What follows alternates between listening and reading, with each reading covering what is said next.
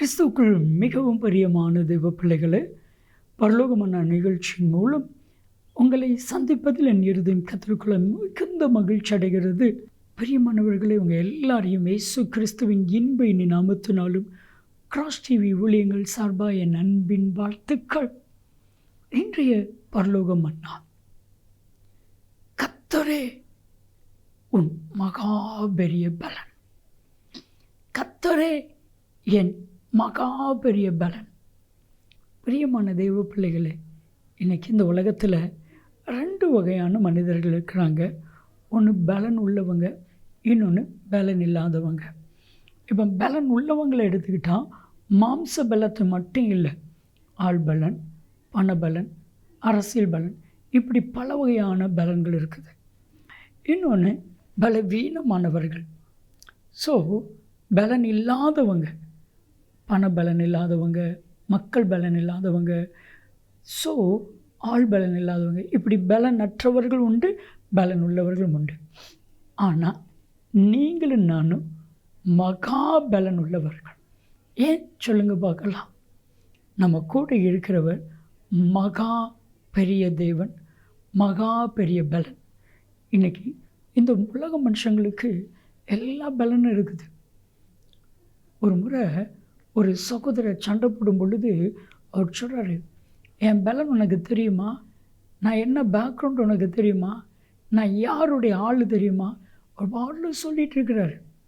ஆனால் நம்ம தான் சொல்லணும், நான் யார் தெரியுமா, என் பலன் என்ன தெரியுமா, என் பேக்ரவுண்ட் என்ன தெரியுமா. ஆதியாகமம் 15:1 அப்புறம் நம்ம 10 கர்த்தர் சொல்ல, நான் உனக்கு மகா பெரிய பலன், நான் உனக்கு கோட்டை, நான் உனக்கு கேடகம், நான் உனக்கு துருகம், நானே உனக்கு மகா பெரிய பலன்.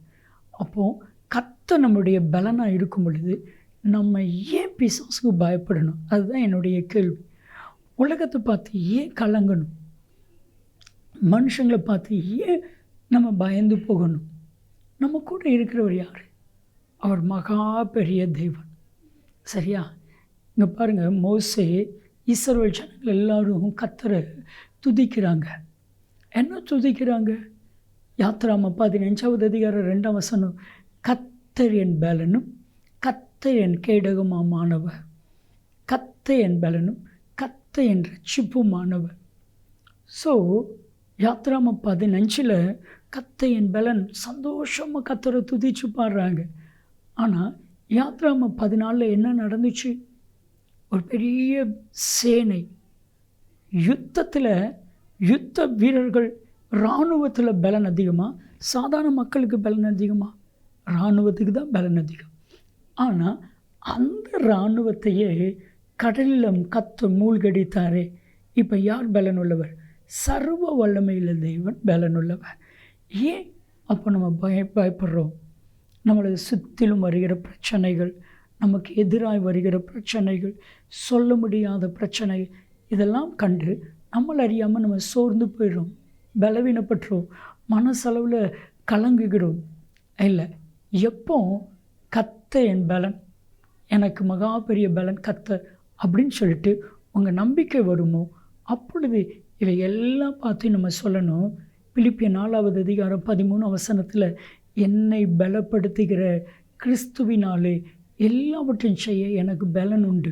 சில பேர் இந்த வசனம் ஈஸியான வசனம், இந்த வசனம் எல்லாருக்கும் தெரியும், எல்லாருக்கும் தெரிந்தால் மட்டும் போதாது, அதை பயன்படுத்தணும். இன்றைக்கி சொல்லுங்கள், கர்த்தரே என் பலன், கர்த்தர் எனக்கு பலனாக இருப்பான், எந்த பிரச்சனையும் என்னை கண்டு நான் சோர்ந்து போக மாட்டேன். ஜெபிக்கலாமா? அன்பின் தகப்பனே, நீரே இவர்களுடைய பலன், நீரே இவர்களுக்கு பலனாக இருந்து நடத்தும். இயேசுவின் நாமத்தில் ஜெபிக்கிறோம் ஜீவனுள்ள பிதாவே, ஆமென், ஆமென். கர்த்தரே என் மகா பெரிய பலன். நன்மையும் கிருபையும் ஆசீர்வாதங்களும் நிச்சயமாய் உங்களை தொடரும்.